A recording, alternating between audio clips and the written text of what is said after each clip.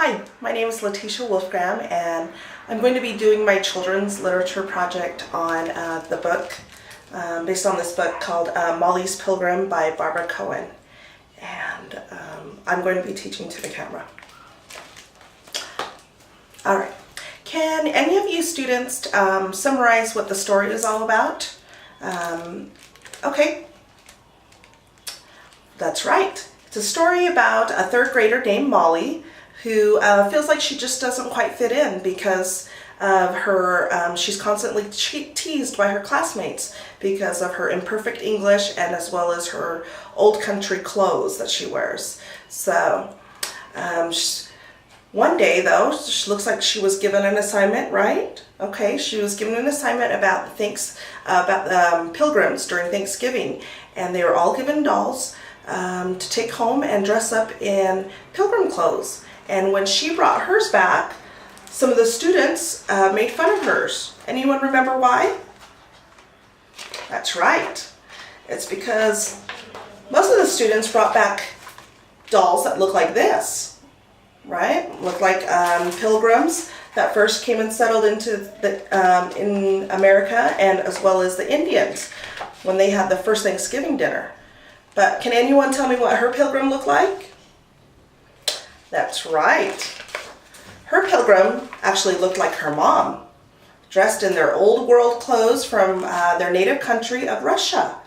And looks like they left Russia because they were trying to look for religious freedom. Very good. All right. So, can anyone tell me though, why would Molly's mother be considered a pilgrim? Anyone? Okay, because she came to the country.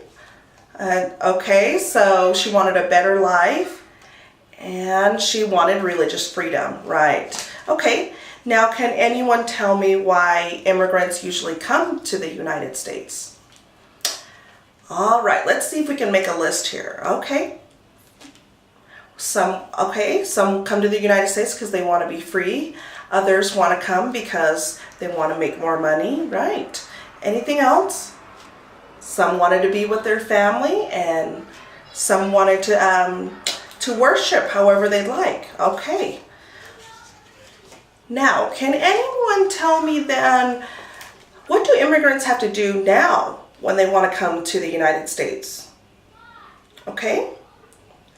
Some of them have to get permission, and what's this permission called? It's called a visa. Very good. Anyone know how to get a visa?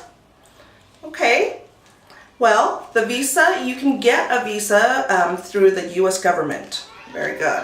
Okay, and some of the requirements you have to have are, you have to be, number one, you need to be healthy. So make sure that you're healthy, and also that you obey the laws. And last reason is you need to have a good reason for coming. So just like Molly's mom, her reason for coming was she was looking for religious freedom so that she could worship however she'd like. Okay. Now, what I also want to talk about is what do immigrants or pilgrims have to do when they get here? So, some of the pilgrims, when they first came to the United States, what did they have to do? They had to find a place to live. Okay. And then eventually they built towns. Very good. So nowadays though, any pilgrims or immigrants that come in the United States, usually they have to get a job or go to school, because sometimes the visas are for students, so they can come to school in the United States. And then also, you may have to, you'll just like the old pilgrims did, you usually have to find a place to live as well.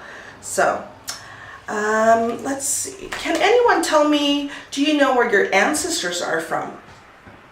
Okay, very good. All right. So some of your ancestors then, they didn't come from the United States? Okay. All right. Yeah, some of our ancestors came from a different country other than the United States. So what I want you to do then is I'm going to kind of give you an assignment exactly what Molly had to do. You see these little cutouts?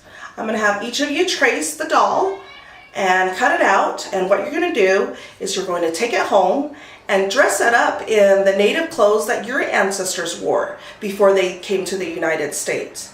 So just like Molly's pilgrim looked like her mom, some of you guys may have different clothes that your doll may be dressed up in. Okay, so I will also attach on there a note for your parents to let them know what to do. And also on there, you could, with their help, maybe you could fill out the family history of your doll. Okay, and then kind of explain where your ancestors came from, when they came, who came with them. Did they come with all of their family, or was it just them alone? Was it just your grandpa that came by himself, or did the whole family come? So those are the kind of things we want to know and fill out in your ancestry paper here as well. So it'll be exciting to see how many different kinds of clothes or dolls that we're going to see when you bring them back. So this will all be due here by the end of this week on Friday. So you have 4 days to complete this project.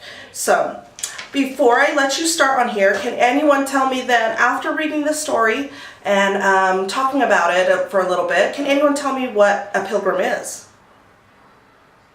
Okay. Well, according to the dictionary, it says that a pilgrim can be described as a religious traveler. So just like Molly's mother was. Or it could just be, a pilgrim could be just someone who makes like a special journey or a long journey to a different place. And can anyone tell me what an immigrant is then? Okay. Yeah, an immigrant would be considered someone who is settling into a different country other than their own. So most of our ancestors were immigrants, and hopefully we can see that our families, or each of us, are not very different from each other, because we actually all come from immigrants, or our families were immigrants at one time or another. So, all right. That is the whole lesson, and in the end, hopefully the students will learn when they come back and bring their dolls. Hopefully they can kind of apply what they learned about what makes a person a pilgrim or an immigrant.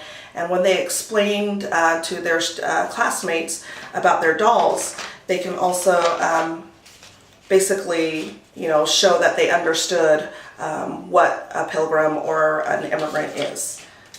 Okay.